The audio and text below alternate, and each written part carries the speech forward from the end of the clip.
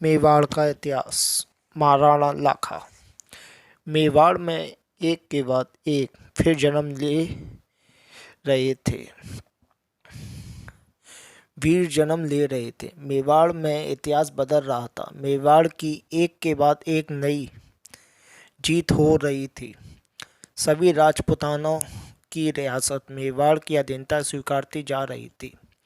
मेवाड़ ने ऐसा केसरिया रंग चढ़ाया था राजपूताने पर कि मुस्लिम सत्ता डगमगा रही थी। राणा हमीर से लेकर क्षेत्र सिंह के समय मेवाड़ मजबूत हो चुका था। अनेकों युद्धों को मेवाड़ जीत चुका था। कोई राज्य ऐसा ना था जो कि मेवाड़ को चुनौती दे सके। राणा क्षेत्र सिंह की मृत्यु हो चुकी थी। मेवाड़ के नए महाराणा लाखा पदभार के लिए, नए राज विस्तार के लिए मेवाड़ी सेना तैयारी में थी। प्रजा अपने राणा क्षेत्र सिंह की शोक को भूल कर नए राणा का सत्कार के लिए तैयार हो चुकी थी। महाराणा लाखा का शासन 1382 से 1397 ईस्वी तक रहा। इनके शासन के समय दिल्ली सल्तनत में उतार चढ़ाव का दौर था। 1388 में फिरोज तुगलक की मृत्यु हो गई और उसकी मृत्यु के पश्चात तुगलक सल्तनत घटने लगी। 1398 से 1399 में अमीर तैमूर के आक्रमण से तुगलक सल्तनत धराशायी हो गई। तैमूर के एक प्रतिनिधि खिज्र खान ने दिल्ली सल्तनत पर नए राजवंश को जन्म दिया। वह वंश सैयद वंश की नींव रखी, जिसमें 1414 से 1451 ईस्वी तक शासन किया। सैयद सुल्तानों को अपनी आंतरिक समस्याओं तथा सल्तनत के अस्तित्व को कायम रखने के लिए इतना अधिक परिश्रम करना पड़ा कि वे राजपूताने की ओर ध्यान नहीं दे पाए। इसी समय महाराणा लाखा को साम्राज्य विस्तार करना था। वजह यह थी कि दिल्ली सल्तनत कमज़ोर हो चली थी। यहीं से महाराणा लाखा ने भी राज्य विस्तार हेतु राज्य विस्तार की नीति को अपनाया। सबसे पहले लाखा ने मैरो राज्यों को जीता, वहां आक्रमण किया। मैरो रियासत बहादुर हुआ करते थे। इस राज्य पर आक्रमण राणा लाखा ने 1388 ईस्वी में किया। सेना बल का महत्व ध्यान रखते हुए 44,000 की सेना, 500 ऊँट, 2000 घुड़सवार की सेना, हाथी 80 इस युद्ध में काम आए। राणा लाखा के लिए यह युद्ध बहुत अहम था, क्योंकि समस्त राजपूताने की निगाह राणा लाखा पर थी और मैरों को हराना अति आवश्यक था, क्योंकि मैरों की शक्ति दिल्ली सल्तनत थी। मैरों ने राणा क्षेत्र सिंह की मृत्यु के पश्चात मेवाड़ की सीमा का उल्लंघन किया था। अब दिल्ली मैरों से दूर थी तथा कमज़ोर भी तुगलक सल्तनत जा चुकी थी और सैयद वंश अपने को संभालने में लगे हुए थे। इसलिए दिल्ली से सहायता मिलना बहुत मुश्किल था। मैरों की शक्ति सहायता कम थी इस युद्ध में, क्योंकि उनकी शक्ति दिल्ली थी जो कि वहां से सहायता नहीं पहुंच पा रही थी। राणा लाखा ने मैरों की रियासत को कुचलने का आदेश दे दिया। मैरों के गांव की प्रजा भागने लगी। उनके मकान, खेत सब बर्बाद हो गए। अब समय आ चुका था मैरों को कुचलने का। राणा अपनी पूरी शक्ति के साथ युद्ध मैदान में थे। मैरों की रसद पानी के मार्ग बंद कर दिए गए थे, जिससे कि मेरे कहीं से भी सहायता ना ले सकें। मैरों के किलों को चारों ओर से घेर लिया गया था। अब किले के दरवाजे बंद थे। उसके लिए राणा ने हाथी के सर से दरवाजे तोड़वाए। सुनने में तो यह भी आता है कि मैरों तक पहुंचने के लिए राणा ने किले के अंदर जाने के लिए मैदान से खुदाई भी करवाना आरंभ कर दी थी, लेकिन उससे पहले राणा के हाथियों की सहायता से किले के दरवाजे तोड़े जा चुके थे। अब राणा ने किले के दरवाजे खुलते ही किले में घुसने का आदेश दिया। मेवाड़ी सेना किले के दुर्ग के अंदर पहुंचकर बड़ी बहादुरी से लड़ रहे थे। हाथियों ने किलों के चारों ओर उपद्रव मचा रखा था। राणा की वीर सैनिक बहादुरी से लड़ रहे थे। अब राणा ने आदेश दिया अपने सेनापति चुंडावट को कि मेरों के शासक का सर मुझे लाकर दो। मेरों का शासक 200 वीर सैनिकों के साथ लड़ रहा था। चुंडावत ने उसके वीर सैनिकों को कुचल दिया और राणा लाखा के सामने उसका सर चढ़ा दिया। राणा लाखा ने मेरों को कुचल दिया था। मेरों की रियासत पर राणा लाखा कब्जा हो चुका था। मेवाड़ी ध्वज किले पर लहरा रहा था। मेरों का बदनौर राज जा चुका था। बदनौर राज पर कब्जा करने के बाद अब बारी थी बूंदी की, क्योंकि बूंदी ने राणा छेद सिंह की जान ली थी। राणा लाखा उसे कहाँ छोड़ने वाले थे। उस समय बूंदी के राव वीर सिंह हाड़ा को मेवाड़ की अधीनता स्वीकार कराने के लिए राणा लाखा उत्साहित थे। वे अपने समय की बहुत बड़ी लड़ाई कुछ ही समय पहले जीते थे। हालांकि उस लड़ाई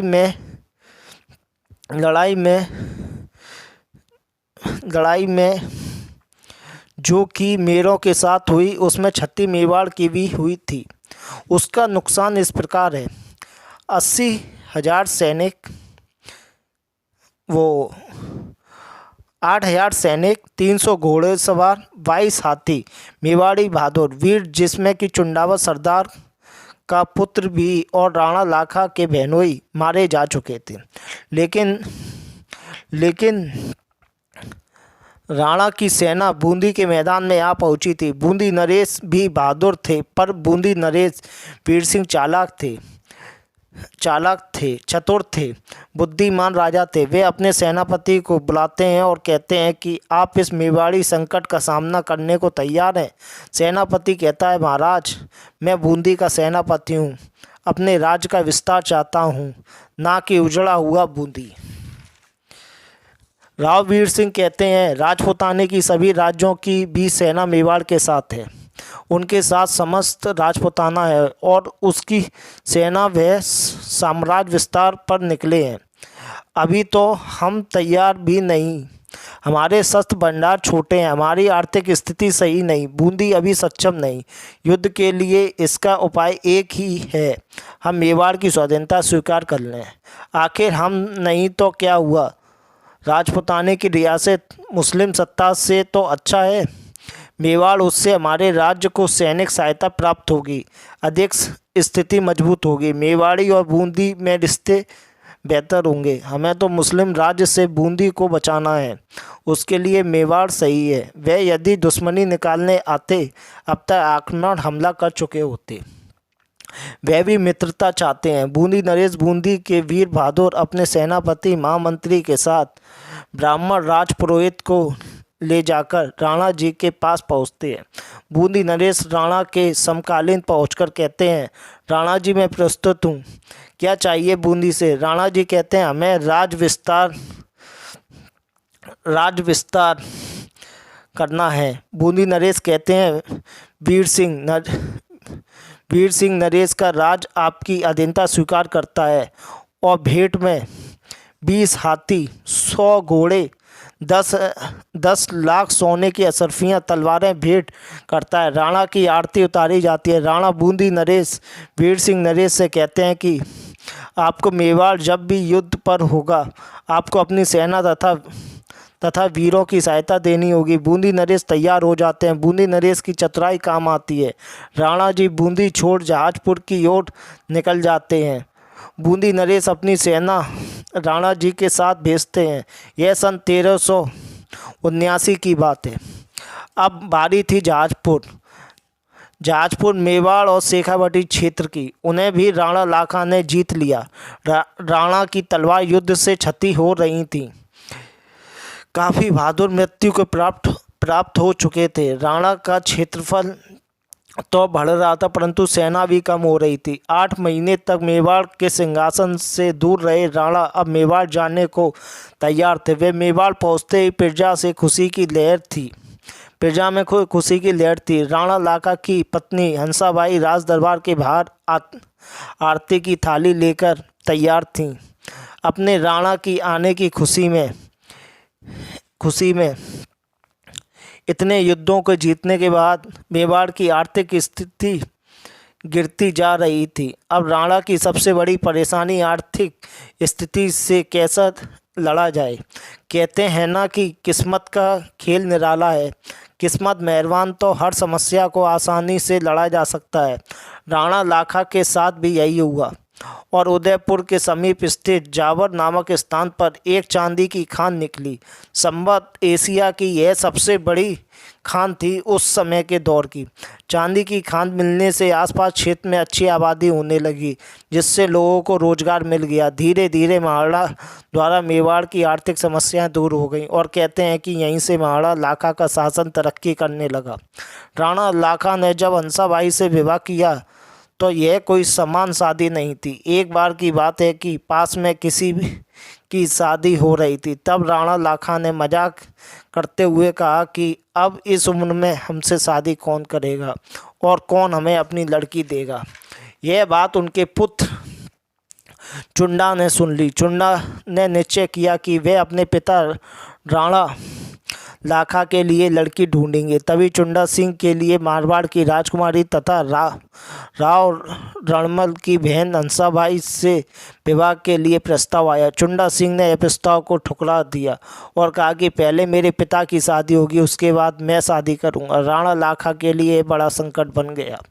अब वह प्रस्ताव ठुकराते हैं तो और शगुन के नारियल को वापस भेजते हैं तो मारवाड़ के राजा का अपमान होगा, उन्हें ठेस पहुंचेगी। इसलिए राणा लाखा ने स्वयं के लिए इस रिश्ते को स्वीकार किया, लेकिन चुंडा सिंह के सामने शर्त रखी कि इस पत्नी से पैदा होने वाला पुत्र ही मेवाड़ का शासक बनाया जाएगा। अपनी प्रतिज्ञा को पूरा करने के लिए चुंडा सिंह ने यह शर्त मानी। इसी वजह से राणा लाखा और हंसाबाई का पुत्र